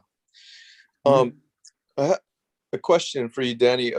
Is there a certain point on the spiritual path where we kind of give up the survival mechanism in ourselves, or do we always have a dialogue with that? It'll kick you out. Giving up or kicking you out or whatever you see is one and the same. You put in motion. You see that you've put in motion a future argument. And you see that that the form itself is resisting a hey baby conversation. Okay. So the literalness is resisting that very conversation that you're trying to introduce it to. Right. You have a dilemma. Yes. And the dilemma is what we wish to have in life, that one has the possibility of falling in love. Yeah. One has a circumstance that kind of makes you a sneak around that experience that one is hanging out for. Yeah. So you see, and the impossibility that can only happen in retrospect. It was missing a heartfelt conversation of what you shared and what you didn't share. And it didn't literally mean that the love affair that was waiting for you had to literalize. It had to be respected. Mm-hmm. You understand? Then if there was a form that allowed it, that's fine, but the form comes out of. So you see that what you're being left with is a pissed offness or a hurt that enters into the story for you. And that hurt becomes a reality, may even become a legal reality to be hurt. Because it's forcing a move. It's forcing a move of abandonment, of looking the other way, or doing this or doing that. But as a matter of fact, I feel that there is a conversation, there is a feeling that may allow you to release the story. Where it's not a dependency, but it's an act because of kindness between you, of looking out for each other. Yeah. And you see, to some extent, you've also been looking out for the other to fall in love also. Yeah. So you understand if you introduce a friend to the story, you understand. Yeah. So it's missing a friendly conversation, but a friendly conversation cannot be a lying conversation or have a motive to it. Right. But it may be the lovers or the people who once shared a love illuminating something. Because when it's illuminated, people don't want to be full of shit about something. Yeah. So you are managing a whole creative form that you're in. Mm-hmm. And it was all around the feeling for you, nothing else. And as that feeling shifts to it, as it becomes literal, you're caring for something. Mm-hmm. But you also have not been able to make a move. Right. Because it has been all based on friendship. Yeah. So you found a way to somehow, both of you creatively have created a need for an honest conversation. Mm-hmm. Because the care for the other became a literal job. Yeah. And when it becomes a literal job, there's an argument waiting. Mm-hmm. Because there was a feeling. But then once you literalize it into this society where there's taxes paid and there's this and that and there's agencies and then you've made it into a job to some degree. But then most of the jobs that exist are actually friendships and situations that people are looking out for each other. It's a looking out for each other around the feeling. Yeah. As long as the feeling is there, it can happen. But once it becomes a job or literalizes as that, the feelings that are voluntary then become involuntary. Right. So I feel that it's at the same time, it can be soul searching for you. It has all the elements of depth in it, of grace in it, in the everyday situation. And that is that somehow you have to be free to fall in love. Mm. That somehow that is not taken away from your literal life. That somehow you are free. And free, if they make us crooks or license or sneak out the window or whatever, but somehow we have a relationship to an experience in ourselves. Yeah. And that seems to come through a kind of love affair. Huh. Where you exist outside of yourself for a moment.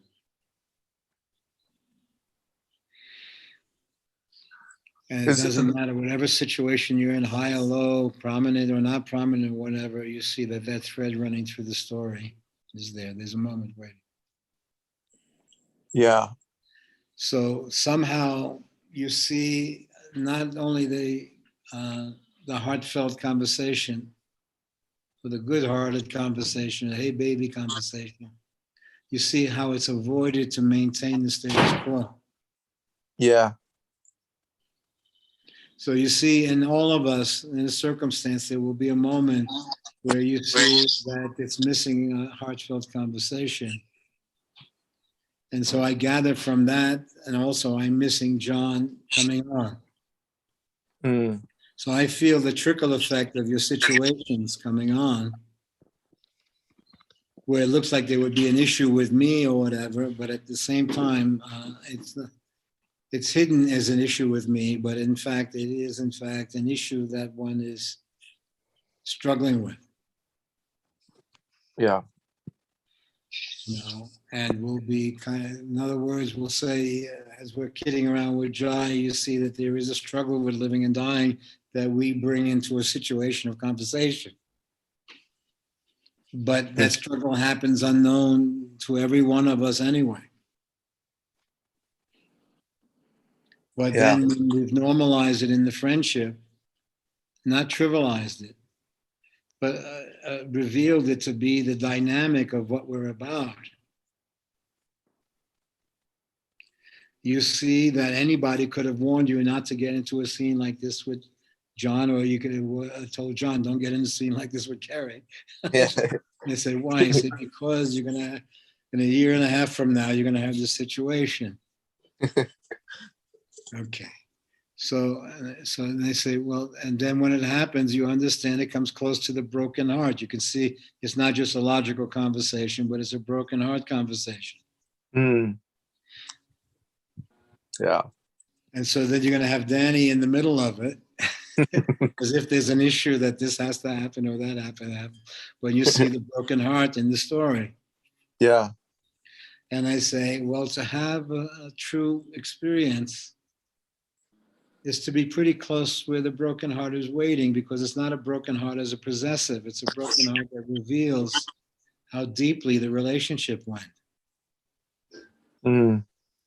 And what would be just the normal quitting of a job or good luck, I'll catch you later, is not. You see that it enters into the life or to the story in a way where you see your life more as theater. And you see your effect on people that you're close with is more theater than it is literal, where people could just Right. walk away from it, or what the hell does it matter? It's over. You see that they're afraid of the memory that they'll have in the loss and the absence. Yeah. So it's happening anyway, that the life is remarkably a creative act that one only finds out in time about. Mm. But that one, the literal I, is usually left out of what is truly happening until it discovers it. And it discovers that there's another dimension all along. Mm. And if you then come from that other dimension in your life, then something has to transform in you. Oh, yeah. Because then you're caring for a creative act, not a literal one. And you see then that you are creating memories. So an incident may happen where it breaks the literal story, but then you see in the memory, another relationship takes place. So the first memory may be pissed offness, but then as it goes deeper, there is a kind of missing that happens. Hmm. And so you miss the thread that runs through it. Yes. And you put in motion a reintroduction of the expression from a different place. From missing, from longing, from yearning, from seeing the deeper of the story, you then invoke it again into the life, whether in another person or in the same person, but somehow you see the thing that you're missing is essential to what you're living in the next phase. Hmm. So, and you also see that much of it avoided that conversation.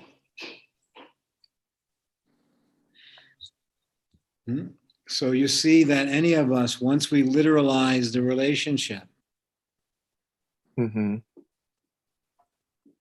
and then it's the literal relationship that's surviving, then the feeling may, which is the feeling that created the connection. Mm-hmm. Once it gives in too thoroughly to the survival atmosphere. Yeah. Meaning what? Where you have to lie.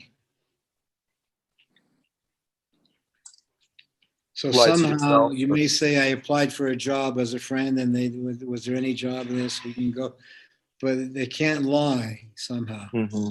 Yeah. It still has to be a friendly, Yeah. you know. And I say, why? Because the friendly is what it is. Yeah. It's not around the survival. It's around the friend navigating a system.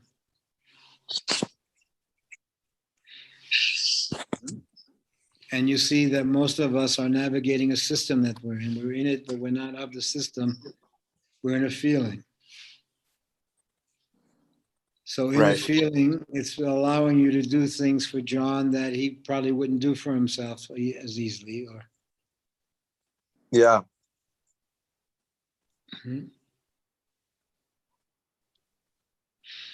Okay, how's everything? Anyone else on then?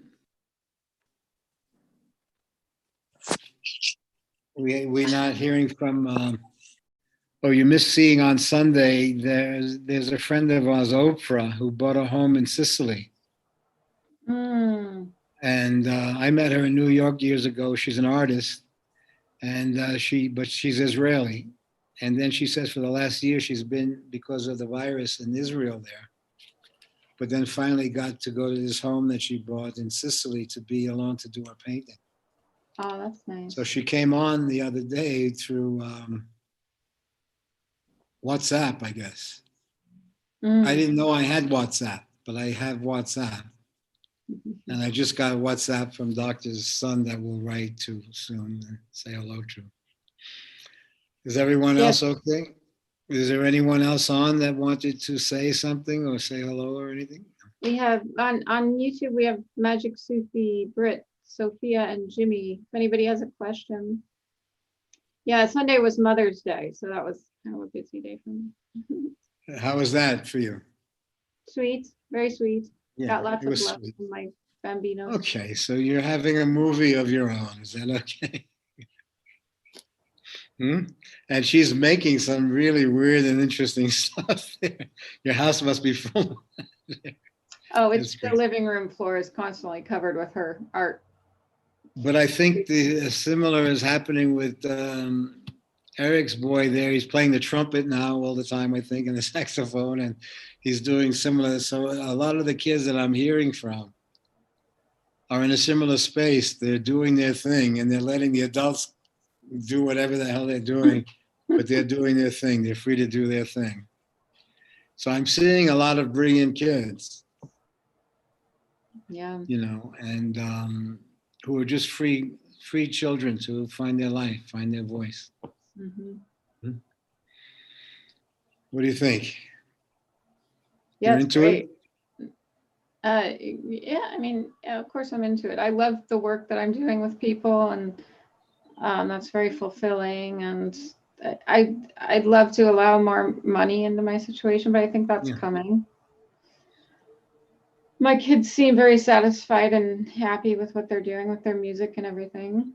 That makes me very satisfied and happy. So, yeah. You know, I got a lottery ticket the other day, Mm. and I just looked at it like offhanded, make believe, like to look at it, and then I said I got 3 numbers, and it's a whole there's $362 million way there. Wow. If you get the other 2 numbers, but I didn't get the other 2 numbers. I got close to the other 2 numbers. Instead That's of pretty 35, good. it was 36. So we got 3 numbers, the main number and then 2 other numbers. I think it's only $10. You did get something. You got $10. I think we got $10 out of it there for it. But basically, one more number and probably you would have gotten $1.5 million or 2. And then another number, you would have gotten 300 million. Then I say, hold it, you may have been in real trouble if you got 300 million bucks. Mm, And everyone, they take pictures of you. right. Everybody knows. And all of a sudden, then what are we going to do with that? Okay. So it was just a goof, but it was almost there. 3 numbers, it was 2 numbers away from a complete jackpot, but I think we won $10. What do you say, Urja? You're close, Mega million. I think it's $500 million now or something like that. Okay, I hope to see you well, tomorrow night I'll see some of you, but I'll see some of you on Sunday then. And again, nice really seeing you again. Take care. I was missing you the other day. Me? Yeah, because there were certain yeah. things that we were discussing that were kind of, I felt relevant in one sense. I feel so much, part of everyone's expression. As if somehow I was in the situation that you're in. Mhm. And seeing it from my perspective as you're in it, and how at the same time that you're free, freedom doesn't mean licensed behavior or getting away with it. It means being true to something. Yeah. And that's why I say the joke was, would you take 4 cheeseburgers and 3 Cokes or get the Pfizer vaccination? I'm going to refuse both.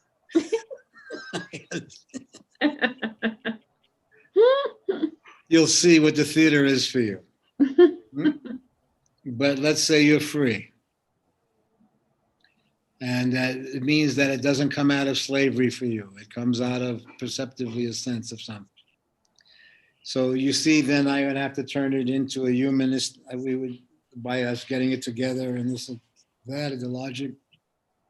But at the same time, the reality of my immune system yelling at me.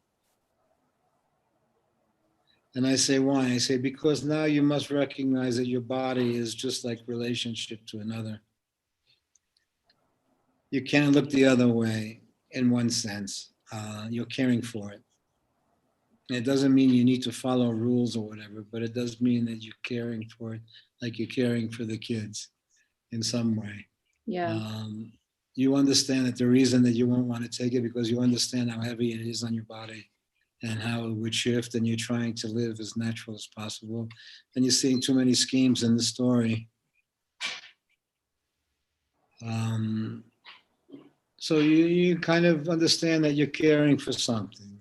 And so if it speaks to a Brenda or it speaks to a circumstance where you say, hey, baby, you want to give it a shot or whatever, we're attempting to give our own schmaltz to it, our own feeling to it. Mhm. Whereas not so, because we understand that we're in it, but we're not of it that way. So it's not so much fear-based. You're trying to keep a human element going. And that means natural to some degree. Okay. Namaste. I'll see you then. Thank you, Take Danny, care. so much. Okay. And I'll see you maybe tomorrow, Derek. Hit 'em up. Okay. Bye, take care. everybody. Thank you, Danny. Thank you, Carrie. Bye.